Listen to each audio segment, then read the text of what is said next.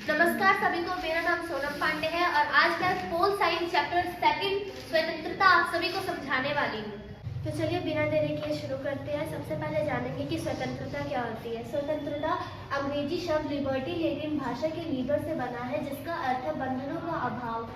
बंधनों का अभाव यानी इसका अर्थ होता है कि हमारे ऊपर कोई भी बंधन नहीं है, हम हस्तक्षेप से मुक्त होना, यह कहलाता है स्वतंत्रता।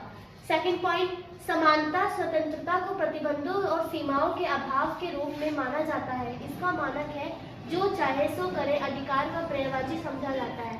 इसमें पहले के जमाने में यह होता था, जब हमारे पूर्वज होते थे उनके ऊपर कोई भी बंधन नहीं था, वो अपनी मर्जी से जो चाहे वो करते थे।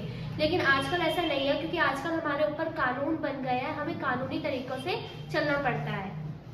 थर्ड पॉइंट, स्वतंत्रता के प्रकार। सबसे पहले पढ़ेंगे प्राकृतिक स्वतंत्रता। व्यक्ति को अपनी इच्छा अनुसार सब कुछ करने की पूर्ण रूप से स्वतंत्रता है, यानी इसमें व्यक्ति जो चाहे वो कर सकता है, अपने मन अनुसार उसका जो भी मन चाहे वो कर सकता है। सेकंड, व्यक्तिगत स्वतंत्रता। निजी मामलों में विकल्प की स्वतंत्रता। वह अपने निजी मामलों में अपने अधिकार के लिए बोल सकता है, उसे स्वतंत्रता है। अपने जीवन की सुरक्षा की स्वतंत्रता है उसे। अब जानेंगे राजनीतिक स्वतंत्रता।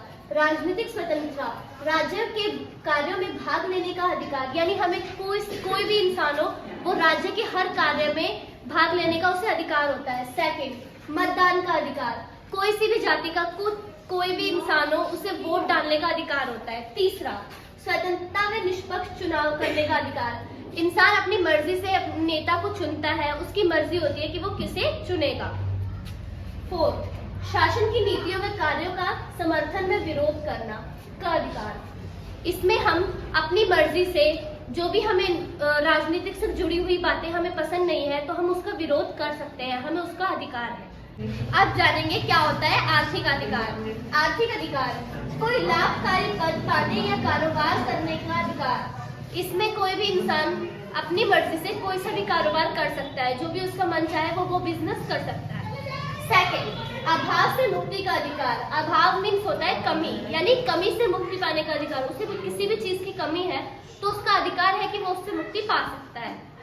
तीसरा, वस्तुओं के उत्पादन तथा वितरण करने का अधिकार। वो वस्तुओं का उत्पादन कर सकता है, जैसे शहरों से दूसरे शहर तक ट्रांसफर करना वस्तुओं को, यानी वो चाहे मसालों का कारोबार हो गया या कपड़ों का हो गया, एक्सेट्रा। अब शुरू करेंगे स्वतंत्रता के आयाम।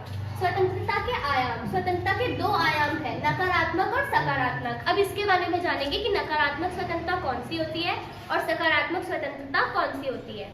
अब जानेंगे नकारात्मक स्वतंत्रता। नकारात्मक स्वतंत्रता भाव में इसका यह निहितार्थ है कि जहां तक संभव हो, क्योंकि प्रतिबंध व्यक्तिगत स्वतंत्रता में कटौती करते हैं, यानी अगर किसी भी इंसान के ऊपर रोक टोक होगी, प्रतिबंध होगा, तो वो अपनी इच्छा अनुसार कार्य नहीं कर पाएगा, और अगर वो अपनी इच्छा अनुसार कार्य नहीं कर पाएगा तो उसको पूर्ण रूप से विकास नहीं होगा।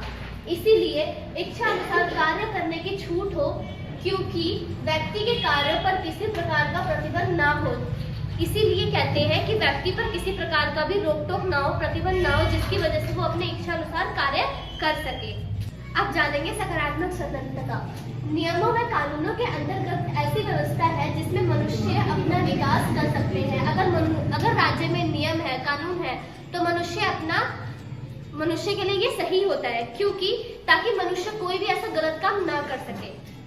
सेकंड, यदि राज्य सार्वजनिक कल्याण का लक्ष्य प्राप्त करना चाहता है तो प्रतिबंध अनिवार्य है। अगर मनुष्य अपना लक्ष्य प्राप्त करना चाहता है कि वो क्या करना चाहता है, तो उसके लिए राज्य में कानून और नियम उसके लिए अनिवार्य है, जरूरी है।